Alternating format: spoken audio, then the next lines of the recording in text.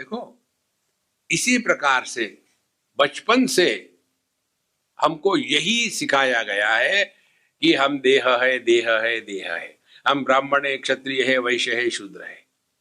ये बात ठोक ठोक के ऐसी बैठ गई दिमाग में, इससे निकलने को तैयार ही नहीं।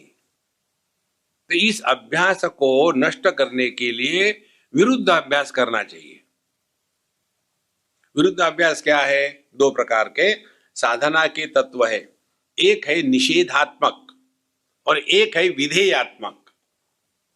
निषेध माने हम जो नहीं है उसका त्याग करना, और जो हम है उसको असर्ट करना। दो बातें हैं। तो हमने अपने को क्या समझ रखा है?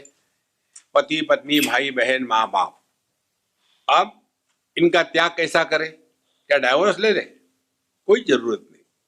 फिर समझ ले कि पति कहां से टपका, तब पता चलेगा पति पैदा होता है देहात्म भाव के कारण। गहरी नींद में जब हम सोते खर्राटे मारते हैं, जो पति पत्नी के सामने आंखें नहीं खोल सकता, वो गहरी नींद में जोर से आवाज कैसे मार सकता है? क्योंकि उस समय वो पति नहीं है। तो पति का जन्म कहां से हुआ? देहात्म भाव से। और ये देहात्म भाव का कोई लॉजिक है? कोई लॉजिक नहीं। हमने देह मान लिया है। अब मान ही लिया है तो हम अपने आप को परमात्मा क्यों न माने? मानो या जानो। तो पहले मानना पड़ता है, फिर जानते हैं। और जब मानते हैं वो केवल ब्लाइंड फेथ के माध्यम से मानते हैं। अंधश्रद्धा ही होती है, श्रद्धा को आंखें नहीं होती। देखो, जैसे हम कहीं चले जाते हैं, रास्ता मालूम नहीं, किसी को पूछते हैं।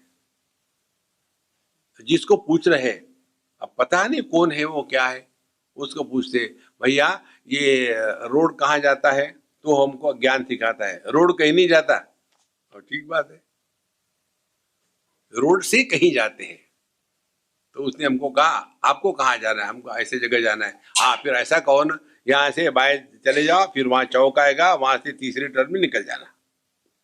अब उसने बता दिया, मालूम नहीं कौन आदमी है, उसने ठीक बताया नहीं बताया ये भी मालूम नहीं, लेकिन मान लिया कि उसने ठीक बताया है। ऐसे ही है ना। तो रास्ते पर के एक अनजान आदमी की बात हम मानते हैं। हमारे शास्त्र, हमारे साधु संत जो कहते हैं उसकी बात हम मानते नहीं, क्वेश्चन करते हैं।